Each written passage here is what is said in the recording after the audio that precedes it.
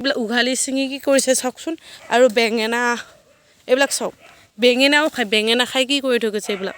ইয়াতে লাগি আছিলে, এই যে দেখিছে এনেকৈ লাগি আছিলে, এইবিলাক বেঙেনা চেঙেনা খাই শেষ কৰি থৈ গৈছে। এইবিলাক আলু চাওক, এইবিলাক উঘালিছে আকৌ পুতি দিছে, মানে ইয়াতে আলু হোৱাই নাই তথাপিতো উঘালি গৈছে।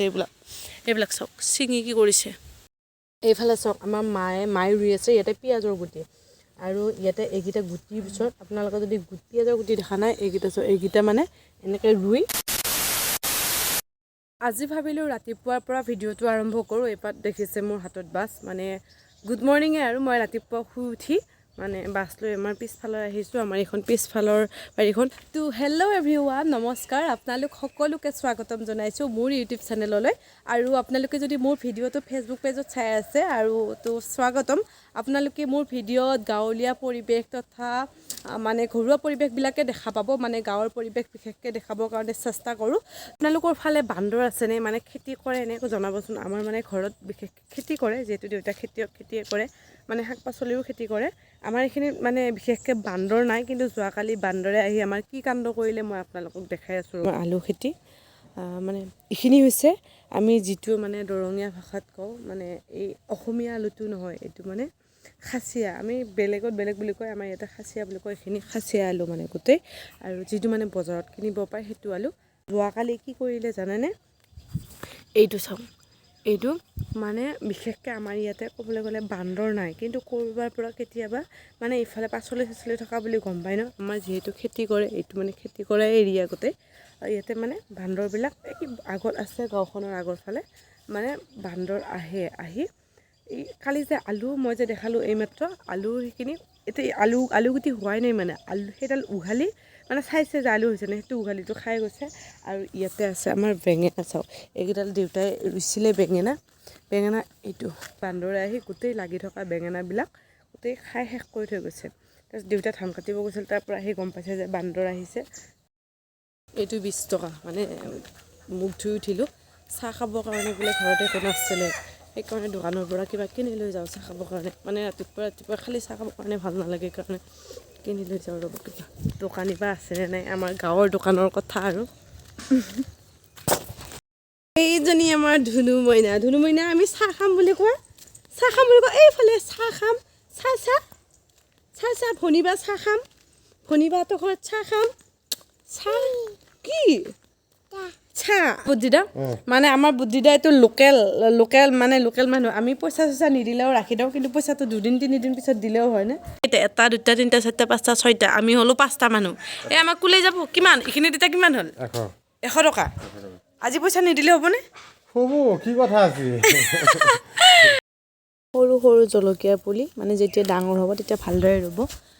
ৰাতিপুৱা গা চা ধুই ভাত চাত খাই একদম আজৰি হৈ মই ৰ'দত অকণমান বহি আছোঁ, আৰু আমাৰ মায়ে পিছফালে এটা খুব ধুনীয়া বস্তু ৰুই আছে, মই আপোনালোকক দেখাই আছোঁ ৰ'ব।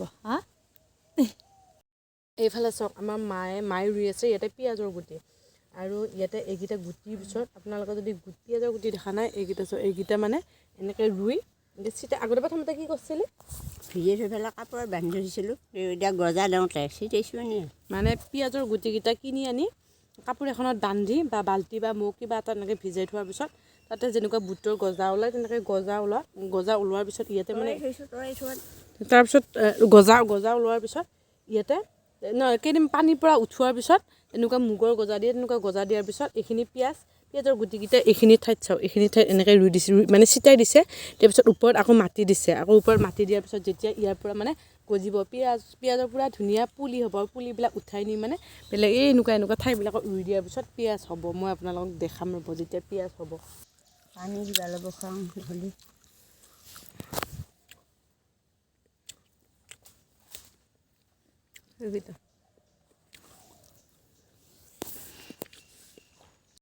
মানিমুনি, তেতিয়া যে আমি মাছ ৰাখিছিলোঁ, মাছৰ লগত এইকেইটা মানিমুনি খাম।